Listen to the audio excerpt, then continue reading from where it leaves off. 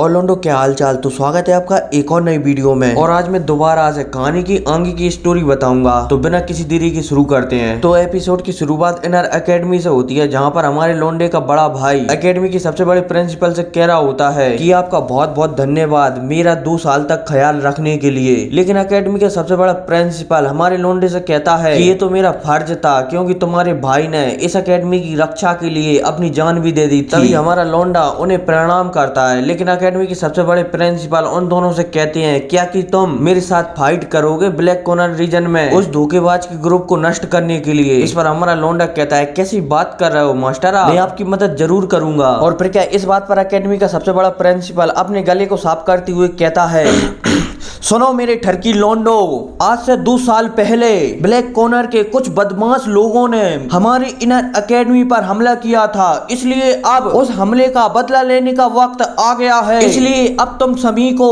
इस inner academy की रक्षा के लिए हमारा साथ देना होगा। और फिर क्या प्रिंसिपल की यह कहते ही सब लोग जोश में भर जाते हैं और फिर चाहे वो सांसद हो या फिर विधायक सभी के सभी लड़ने के लिए तैयार हो जाते हैं। और इसी के साथ वहां से सभी के सभी लोग ब्लैक कॉर्नर रीजन के सबसे पावरफुल ग्रुप पर हमला करने के लिए जाने लगते हैं। और वहीं हमारा लोंडा मन में कहता है कि मैं आ रहा हूँ मेरे गुरु का बदला लेने के लिए। और फिर इसके बाद सीन शिफ्ट होता है और हमें ब्लैक अलायंस का पैलेस बताया जाता है, जिसमें वो हरामी धोखेबाज अपने सभी ब्लैक कॉर्नर रीजन के दोस्तों के साथ बैठा हुआ है और सभी से कह रहा है कि सुनो मेरे दोस्तों, हमने 2 साल पहले जो नर अकेडमी पर हमला किया था ना, और हमने जिस बच्चे को वहाँ पर मारा था वो बच्चा दोबारा से आ गया है और अब वो एक एक कर यहाँ पर सबको मार रहा है। और उसने उस चुसी हुई आम की गुठली को भी मार दिया है, मतलब कि उस लेणु को मार दिया है। और आप लोग सभी जानते हैं कि उसका अकेले सामना करना किसी में भी हिम्मत नहीं है। इस बात पर वहाँ पर एक मोटा आदमी कहता है कि ब्लैक अलायंस की लीडर, हमने ये अलायंस बनाया ही हमारी सुरक्षा के लिए था ताकि हम इनर एकेडमी से सुरक्षित रह सकें। लेकिन इस पर वो धोखेबाज कहता है कि सब लोग मेरी बात ध्यान से सुने, जो कोई भी उस लड़के को पकड़ेगा ना जिंदा और उसे मुझे सौंप देगा, मैं उसे माला माल कर दूंगा, उसे जो चाहिए वो दे दूंगा। और उस धोखेबाज की यह बात सुनते ही सब लोग सोचने लगते हैं कि शायद इसे उस लोंडे की रोशनी चाहिए। लेकिन वो हरामी धोखेबाज मन में सोच रहा होता है कि ये बेवकूफ क्या जाने उस लड़के के पास एक ऐसी चीज है जो मेरे पास आते ही मुझे इस जगह का सबसे पावरफुल बना देगी, और वो है उस लड़के का फ्लेम मंत्रा।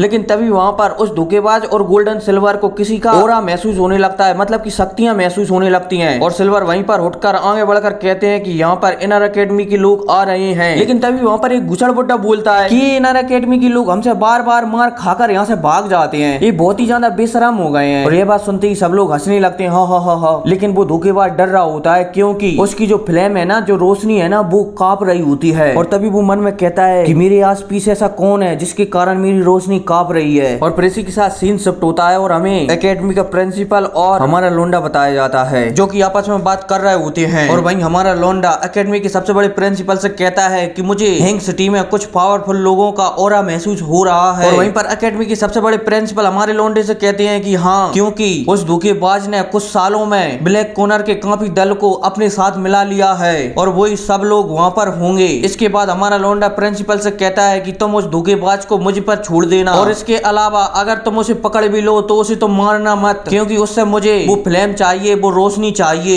इस पर प्रिंसिपल कहते हैं कि तुम तो पहले से ही 2 फ्लेम को कंट्रोल कर रहे हो और तीसरी फ्लेम को लेना तुम्हारे लिए जानलेवा साबित हो सकता है, और तुम बहुत ज्यादा टैलेंटेड भी हो, इसलिए तुम नॉर्मल तरीके से कल्टीवेशन कर या ट्रेनिंग कर अपना लेवल बढ़ा सकते हो। लेकिन इस बात पर हमारा लोंडा कहता है कि मुझे नॉर्मल तरीके से ट्रेनिंग करने में, ताकतवर होने में बहुत ज्यादा टाइम लग जाएगा और मेरे पास टाइम ही तो नहीं है, इसलिए मुझे अपनी ताकत बढ़ाने के लिए मुझे उसकी फ्लेम लेनी ही होगी। इसके बाद एकेडमी के सबसे बड़े प्रिंसिपल कुछ सोचते हैं और सोचकर हमारे लोंडे से कहते हैं कि अपने गुरु यावलाओ को मेरा राम राम कहना। और जब हमारा लोंडा प्रिंसिपल की ऐसी बात सुनता है ना, तो वो एकदम चौंक जाता है और एकेडमी के प्रिंसिपल से कहता है कि तुम्हें कैसे पता। इस पर एकेडमी का प्रिंसिपल कहता है कि मुझे पता है कि तुम्हारे पास इस कॉन्टिनेंट की सबसे इंटेलिजेंट और काबिल व्यक्ति की आत्मा है, और तुम समझ ही गए होगे मैं किसकी बात कर रहा हूँ। और प्रिंसिपल की यह बात सुनते ही हमारा लौंडा थोड़ा बहुत परेशान दिखने लगता है, और उसे देखते ही प्रिंसिपल कहते हैं कि तुम चिंता मत करो, मैं इस बारे में किसी से भी बात नहीं करूंगा, क्योंकि इस इनर एकेडमी के सबसे बड़े जो ओनर है ना, वो तुम्हारे टीचर के बहुत अच्छे दोस्त हैं, और पहले से भी मैं यावलाव देव से मिला हूँ, इसलिए मैं उनके ऑरे को पहचान सकता हूँ। और फिर क्या, चलते चलते वो वहाँ पर पहुंच जाते हैं जहाँ पर उन्हें जाना था, मतलब कि की हैंग सिटी। और वहां पर पहुंचते ही उनके बीच लंबी चौड़ी बात चलेगी कि तुम अपने ग्रुप को हटा दो और तुमने जो हमारी इनर एकेडमी पर हमला किया था उसका बदला आज हम तुमसे लेंगे, और इसके अलावा आज तुम हमारे हाथों से नहीं बचेंगे। और भी बहुत सी बातें होंगी, लेकिन हम चलते हैं सीधी लड़ाई की ओर। तो क्या है कि सब यहाँ पर आपस में लड़ने लगते हैं। गोल्डन सिल्वर को एकेडमी के सबसे बड़े प्रिंसिपल संभालने लगते हैं, धरती वाले धरती पर लड़ने लगते हैं और आसमान वाले आसमान में लड़ने लगते हैं। लेकिन जो धोखेबाज है ना वो यहाँ से थोड़ा दूर चला जाता है और उसके पीछे हमारा लोंडा भी चला जाता है, और फिर क्या दोनों आमने सामने दोबारा से खड़े हो जाते हैं। और हाँ, अब देखना अब अगली वीडियो में, क्योंकि इन दोनों की फाइट बहुत ही तगड़ी होने वाली है, जिसमें जो आपस में एक दूसरे में लगे तेरी मचाने में लगेंगे। तो फिर क्या बहुत जल्द वीडियो आएगी, तब तक के लिए टेक केयर एंड बाय।